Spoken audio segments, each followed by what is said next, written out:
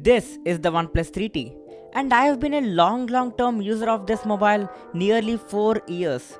So I want to share some thoughts about this OnePlus's game changing legendary phone. So let's start. Straight off when you see it, the first thing you would notice is the big bezels on the top and the bottom of the screen.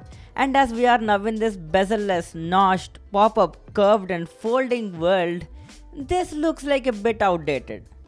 But let me tell you, there are two potential benefits I see from this look. The first one is the fingerprint scanner. I mean the physical fingerprint scanner. They are faster and better. Now, the second one. Okay, this might sound silly to some people, but a lot of YouTube channels I follow still make their videos in 5:4, and this aspect ratio fits exactly in this smartphone, but it does not fit in my other phone, the OnePlus 7. So in the OnePlus 7, I need to zoom in. But when zoomed in, I lose out on some content. Sometimes it even feels stretched, which I don't like at all. But yeah, this is just my personal preference. Now, speaking about the display on this one is not bad. I mean, look at that. It's a 1080p AMOLED panel with 401 ppi, and that's not a bad display spec even for 2020. Now, coming to my favorite, the back of the device. It's a metal build, and I completely miss these metal devices. They used to feel really solid in the hand and durable as well. You know, it's that time when a phone mistakenly falls on the ground. People say, check, did your display break? But now, it's a different case scenario. You have to check on the front glass and the back glass as well. Sad technology expansions. Now on the internal side, this phone is released with Snapdragon 821, 6GB of RAM, 64 or 128GB internal storage, 16 megapixel front and back cameras, and 20-watt dash charging.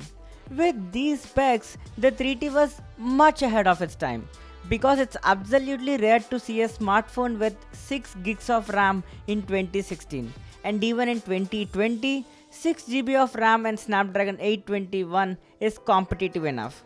Not so high end, but a decent spec. I also tried playing PUBG, COD, Iron Blade, Asphalt 9 Legends, etc. just to see how the performance is, and I'm satisfied enough to use the word good. There were no instances where the game stopped responding, or even any high-end games that the mobile was not able to run. It was able to run everything that I threw at it. But yes, there were some stutters here and there with minor lags, but changing the graphics to medium fixed it.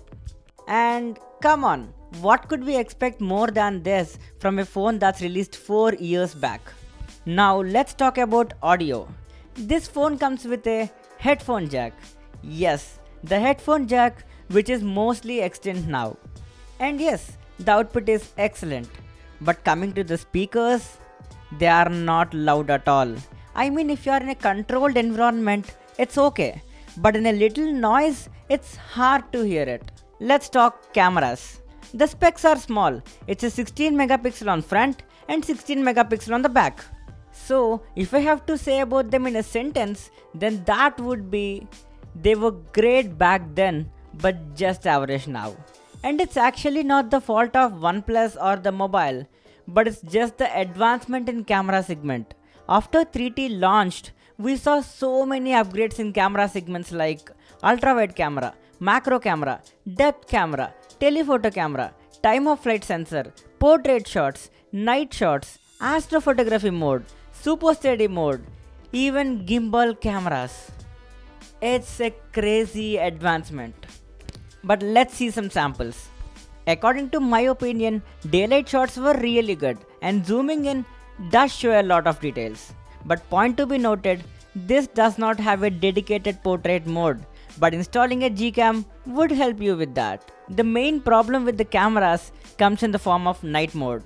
Since these cameras does not support a dedicated night mode, the shots taken in the nights are not at all good. Finally, let's talk about the battery. This is something that I like and also dislike about OnePlus 3T. It drains so fast. I started facing this issue just 6 months after I bought the mobile, and even now it's there. But I also like the fact of how fast it charges. It's like 20-watt fast charger does make up to the battery drain, but only if when you are in house. I mean, if it is in low battery, you plug it and in 20 to 30 minutes you'll have 50% of juice. But when you are outside or in traveling, it gets you into problems. The final verdict. Is this a great phone in 2020? Yes, it is, but with some caveats like camera and battery. So guys, that's it with this video. Like the video, and also before leaving, hit that red button down there. It would mean a lot to me. Techimania signing off.